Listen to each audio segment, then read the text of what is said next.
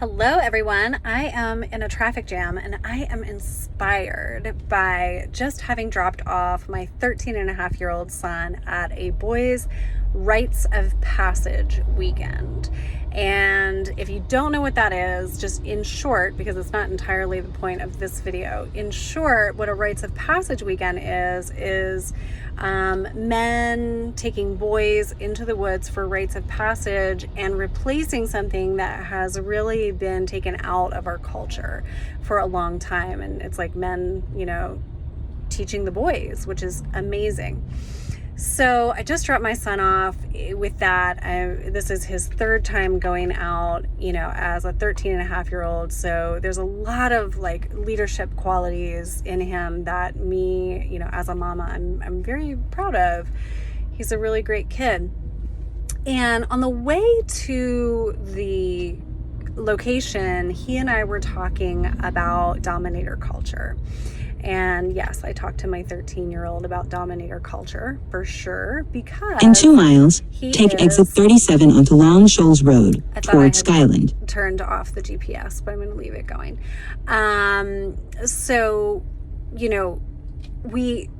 We have conversations about Dominator Culture, because sometimes, as he is frustrated with his mother, he will attempt to yell and suppress the conversation and just shut me up, right?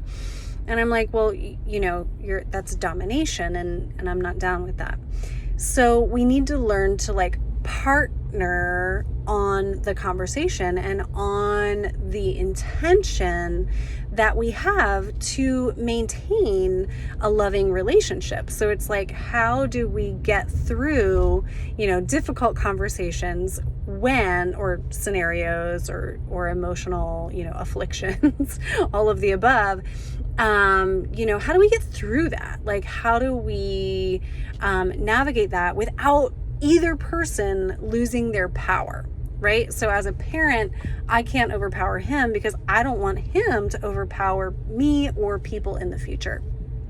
So I want to share a story of something that he recently was sharing with me, which was a story about 2 girls at school that were causing some drama, we'll say. And there was relational drama, and he was kind of roped into it, and he was really distraught about it. It didn't really have anything to do with him. It had to do with a friend, but he was brought into it, and it was so stressful to him. And he really was concerned about his reputation and friendships, and he was just starting at a new school, and so he wanted it to go well. So there's this drama, and he was I could see it in his face that he was legitimately overwhelmed by this scenario with these 2 girls. And I said, okay, so what do you want to do?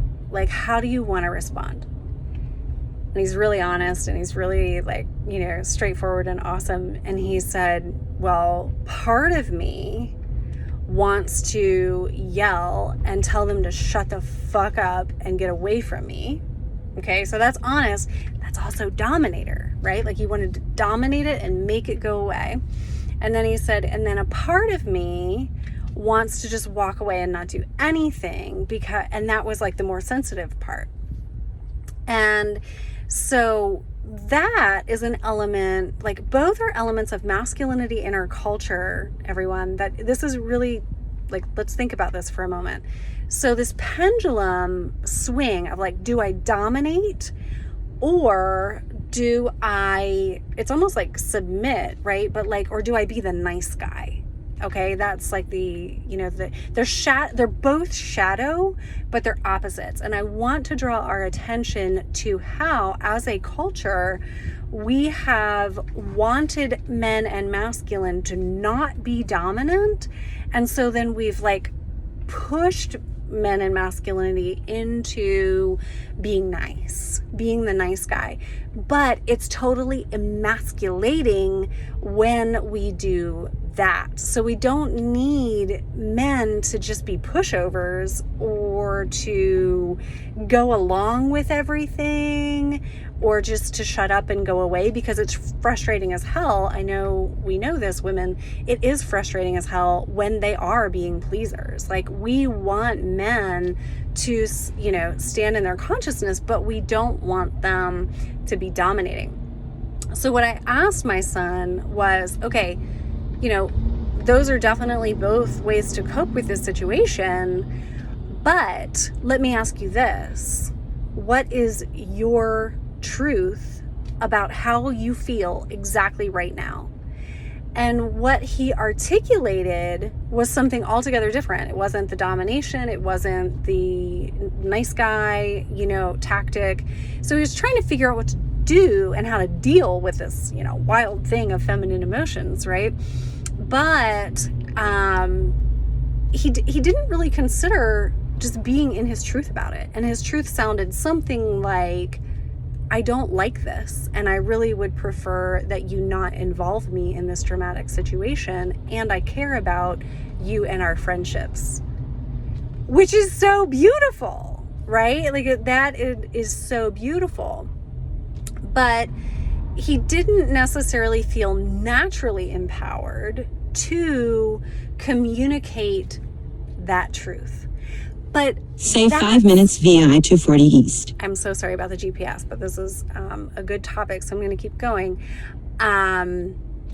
So we want to nurture that. We want to nurture, you know, like the authentic truth, because the authentic truth of men and masculine in 6.2 miles, keep left onto I-26 West. I'm going to wrap this up so that doesn't keep happening. So the authentic truth of men and masculine is actually, you know, very clear. Like, what he saw was very conscious, and what, you know, could happen if he chooses to show up in that way is, you know, quite grounding to the situation, right?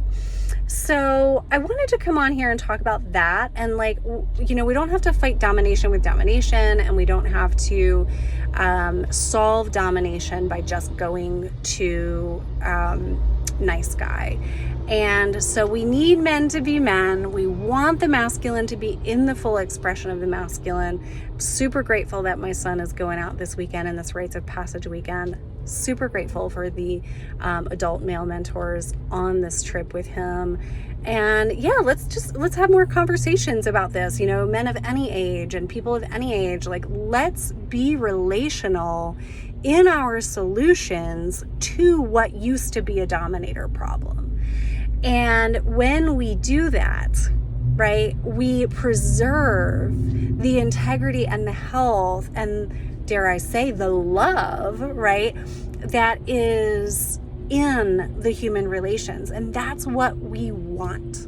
That's what we want. So I asked my son to contemplate that more while he was in the woods this weekend. You know, like, where do you feel that dominator energy coming up and out of you, and how does it feel to express it, and what would you like to do instead? And of course, that tendency and that domination, like, archetype, or that domination tendency, is not just gendered. It does not just have to do with men. So we can contemplate that as well. Thank you so much for watching this video that had a lot of good points and a lot of my eyes on the road, but I would love to know how it resonates with you. And if you would like to reach out about any kind of support, like couples coaching or executive coaching, please do so at sarahpoet.com. It is my pleasure to serve you and our collective evolution of partnership.